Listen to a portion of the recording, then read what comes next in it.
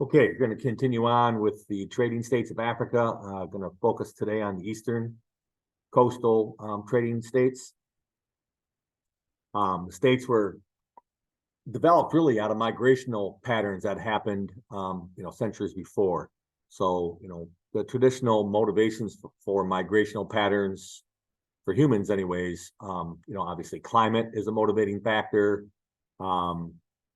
To flee from disease, to flee from some kind of natural disaster, maybe it's drought in this case, and then fleeing from enemies, obviously, are some of those factors that motivate people to migrate.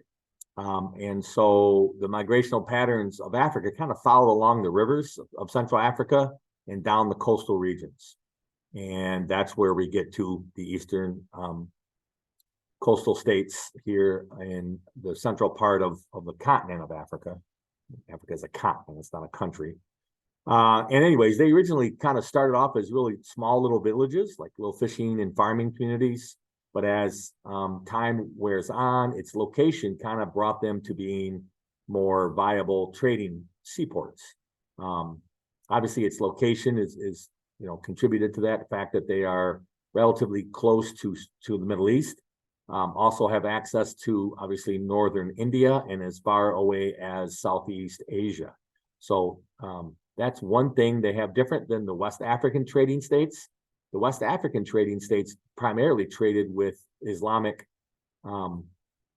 traders from North Africa and in parts of the Middle East, whereas the Eastern trading states had access to, as I said, northern India, the Southeast Asia, as well as the Middle Eastern states as well. From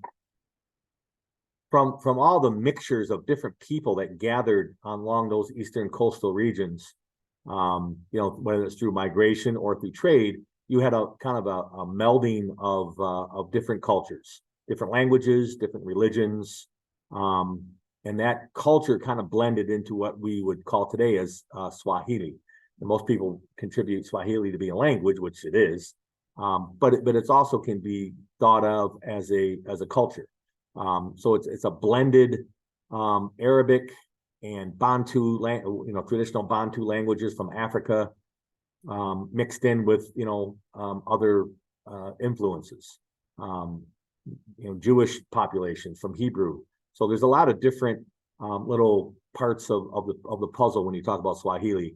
But it's a pretty viable, obviously, still a language that's spoken today, and it's really a byproduct of all those different people kind of coming together in that general region, spurred by migrational patterns as well as by trade from other parts of the world.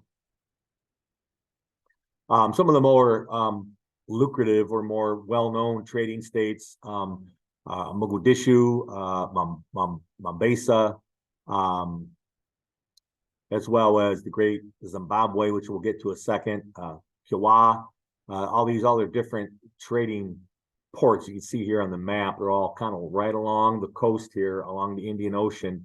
And again, that's that access that we talked about. It's not that far away from northern India. It's not that far away from parts of, Southeast Asia, and this general region is off the map here. But anyways, obviously we talk about trade and how trade, not only the products move along trade routes, but cultures, language, traditions, all types of different, obviously, people move along those trade routes too, and that contributes to that blended culture that we spoke to on the previous slide. Very much influenced by Islam in this region. Today, even that area of Africa is highly influenced by Islam, and I obviously trace that back to this interaction. Heading further south down the African eastern coast, you get to the Great Zimbabwe, another viable trading city-state that was developed around the 1200s, lasted into the late 1400s. Gold was a pretty viable trading commodity in this area as well. Zimbabwe became a very influential economic, political, and religious center in that part of Africa, and then it just kind of was abandoned.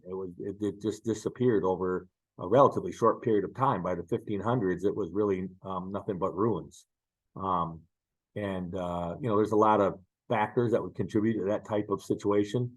A lot of it is usually spurred on by famine, drought, maybe natural disaster, things of that sort. There was a reason that those people fled that area in a relatively quick manner.